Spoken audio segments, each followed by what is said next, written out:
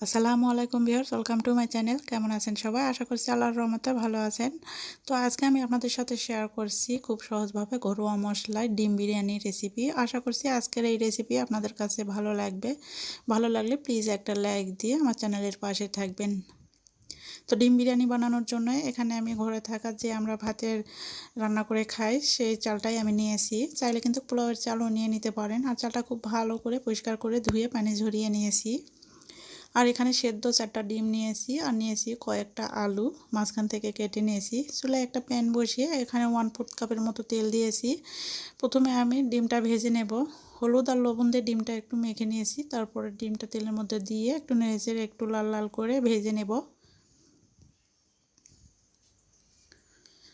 তো ডিমটা কিন্তু ভাজা হয়ে গেছে, খুব কড়া করে ভাজবো না, একটু হালকা করে ভেজে নিয়েছি। তারপর ডিমগুলো আমি তুলে নিচ্ছি। ওই তেলের মধ্যে আমি দিয়ে দিচ্ছি আলু। আলুর মধ্যে আমি দিয়ে দিয়েছি সামান্য পরিমাণ হলুদ, সামান্য মরিচ আর দিয়ে দিয়েছি লবণ। দিয়ে আলুগুলো একটু নেড়ে চেড়ে লাল লাল করে ভেজে নিচ্ছি। আলুগুলো কিন্তু ভাজা হয়ে গেছে, এখন আলুগুলো আমি তুলে নিচ্ছি। এখন এখানে দিয়ে দিচ্ছি কিছু গোটা মশলা, গরম মশলা দিয়ে দিচ্ছি, একটা দারচিনি, 2টা এলাচ আর 4টা লবঙ্গ। তারপর দিয়ে দিলাম পেঁয়াজ কুচি হাফ কাপ। পেঁয়াজ কুচি দিয়ে একটু নেড়ে চেড়ে হালকা ব্রাউন করে ভেজে নেব।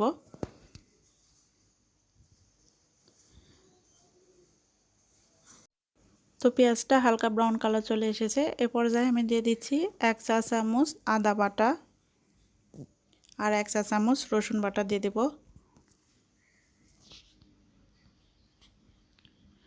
আদা রসুন বাটা দেওয়ার পরে একটু নেড়ে চেড়ে আমি ভেজে নেব যাতে আদা রসুন বাটার কাঁচা গন্ধ চলে যায়।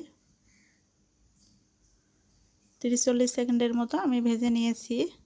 এখন এখানে দিয়ে দিচ্ছি 1 চা চামচ ভাজা জিরার গুঁড়া, দিয়ে দিচ্ছি 2 টেবিল চামচ বিরিয়ানি মশলা। এই বিরিয়ানি মশলা আমার বাড়িতে তৈরি করা। দিয়ে দিচ্ছি 1 চা চামচ লাল মরিচের গুঁড়া, 1 চা চামচ লবণ দিয়ে দিলাম। লবণটা কিন্তু স্বাদ অনুযায়ী দিয়ে দিতে হবে। এখন এই মশলাগুলো আমি নেড়েচেড়ে কষিয়ে নেব। তো দেখতে পেলেন আমি কিন্তু খুব বেশি মশলা ব্যবহার করিনি, ঘরে যেই মশলাগুলো থাকে সেই মশলা দিয়ে আমি আজকের এই বিরিয়ানিটা রান্না করে নেব। তো মশলাটা আমি 2 মিনিটের মতো এভাবে নেড়েচেড়ে কষিয়ে নিয়েছি। এখন এখানে পানি অ্যাড করে দেব হাফ কাপ। পানিটা দিয়ে নেড়েচেড়ে নিচ্ছি। তারপর বলক চলে আসলে আমি এখানে আগে থেকে ভেজে রাখা আলুগুলো দিয়ে দিব।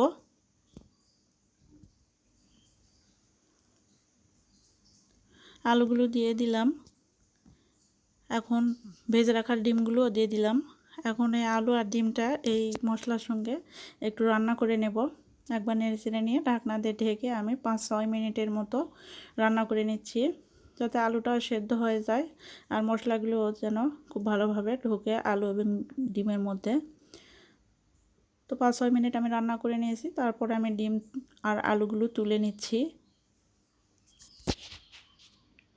এতে করে কিন্তু 50% আলুগুলো সেদ্ধ হয়ে যাবে আর বাকিটা বিরিয়ানি রান্নার সময় কিন্তু হয়ে যাবে।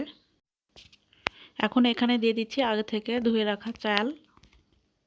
এখানে আধা কেজি চাল নিয়েছি।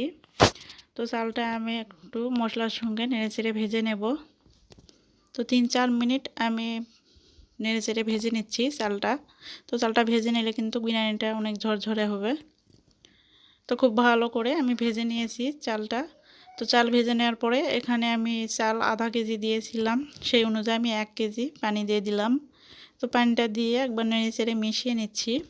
এই পর্যায়ে কিন্তু লবণটা চেখে নিতে হবে, তাহলে বিরিয়ানিটা কিন্তু পারফেক্ট হবে।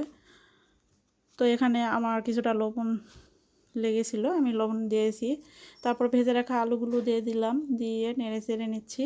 তারপরে কয়েকটা কাঁচা মরিচ দিয়ে দিলাম, দিয়ে ঢাকনা দিয়ে ঢেকে আমি 7 থেকে 8 মিনিট রান্না করে নিলাম। 7 থেকে 8 মিনিট আমি রান্না করে নিয়েছি মিডিয়াম টু হাইতে রেখে। তারপরে ডিমগুলো দিয়ে দিচ্ছি।